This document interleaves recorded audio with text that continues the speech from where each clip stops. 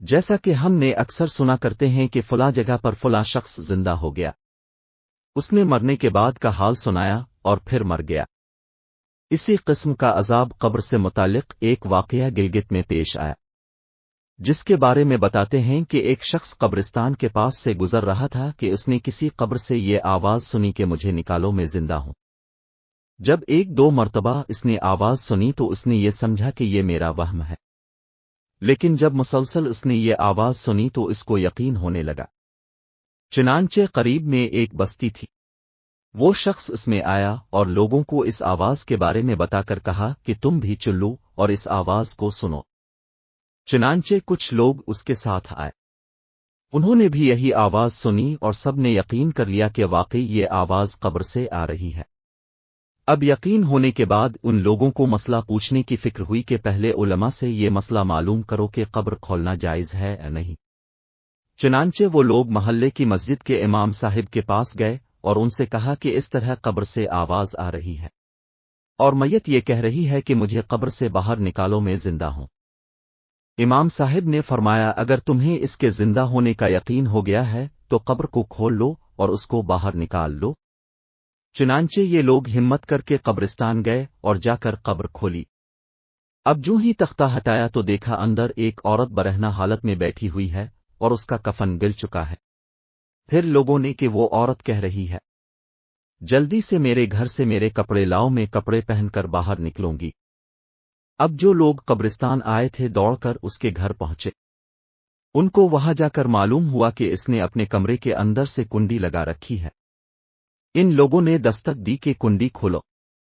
اندر سے اس عورت نے جواب دیا میں کنڈی تو کھول دوں گی لیکن کمرے کے اندر وہ شخص داخل ہو جس کے اندر مجھے دیکھنے کی تاب ہو، اس لیے کہ اس وقت میری حالت ایسی ہے کہ ہر آدمی مجھے دیکھ کر برداشت نہیں کر سکے گا، لہذا کوئی دل گردے والا شخص اندر آئے اور آ کر میری حالت دیکھے۔ اب سب لوگ اندر جانے سے ڈر رہے تھے مگر دو چار آدمی جو مضبوط دل والے تھے، انہوں نے کہا کہ تم کنڈی کھولو، ہم اندر آئیں گے۔ اس نے کنڈی کھول دی اور کچھ لوگ اندر چلے گئے۔ لوگوں نے اندر جا کر دیکھا وہ عورت اپنے آپ کو چادر میں چھپائے بیٹھی ہوئی تھی۔ جب یہ لوگ اندر پہنچے تو اس عورت نے سب سے پہلے اپنا سر کھولا۔ ان لوگوں نے دیکھا کہ اس کے سر پر ایک بھی بال نہیں، وہ بالکل خالی کھوپڑی ہے، نہ اس پر بال ہے نہ کھال ہے، صرف خالی ہڈی ہے۔ لوگوں نے اس سے پوچھا تیرے بال کہاں گئے؟ اس عورت نے جواب دیا کہ جب میں زندہ تھی تو ننگے سر گھر سے باہر نکلا کرتی تھی، پھر مرنے کے بعد جب میں قبر میں لائی گئی تو فرشتوں نے میرا ایک ایک بال نوچا اور اس نوچنے کے نتیجے میں بال کے ساتھ کھال بھی نکل گئی۔ اب میرے سر پر نہ بال ہے نہ کھال ہے۔ اس کے بعد اس عورت نے اپنا منہ سے کپڑا ہٹایا۔ جب لوگوں نے اس کا منہ دیکھا تو اتنا خوفناک ہو چکا تھا کہ سوائے دانتوں کے کچھ نظر نہیں آیا، نہ اوپر کا ہونٹ موجود تھا نہ نیچے کا ہونٹ موجود تھا، بلکہ 32 کے 32 دانت سامنے جڑے ہوئے نظر آ رہے تھے۔ سوچئے اگر کسی انسان کے صرف دانت ہی دانت نظر آئے تو کتنا ڈر اور خوف معلوم ہوتا ہے۔ اب ان لوگوں نے اس عورت سے پوچھا تیرے ہونٹ کہاں گئے؟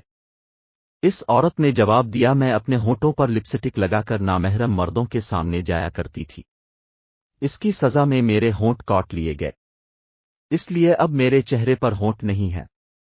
پھر اس عورت نے اپنے ہاتھ اور پیروں کی انگلیاں کھولی، لوگوں نے دیکھا کہ اس کے ہاتھ اور پیروں کی انگلیوں میں ایک بھی ناخن نہیں تھا، تمام انگلیوں کے ناخن غائب تھے۔ اس سے پوچھا تیری انگلیوں کے ناخن کہاں گئے؟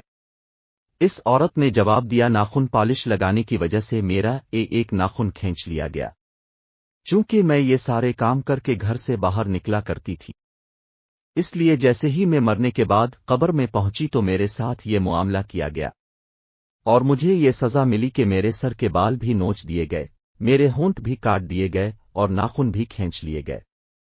اتنی باتیں کرنے کے بعد وہ بے ہوش ہو گئی اور مردہ بے جان ہو گئی جیسے لاش ہوتی ہے۔ چنانچہ ان لوگوں نے دوبارہ اس کو قبرستان میں پہنچا دیا۔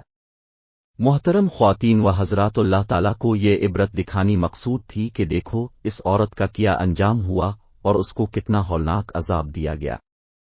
بے پردہ خواتین اس واقعے سے عبرت لے اور ان گناہوں سے توبہ کرے جس کی سزا بروز قیامت بہت سخت ہے۔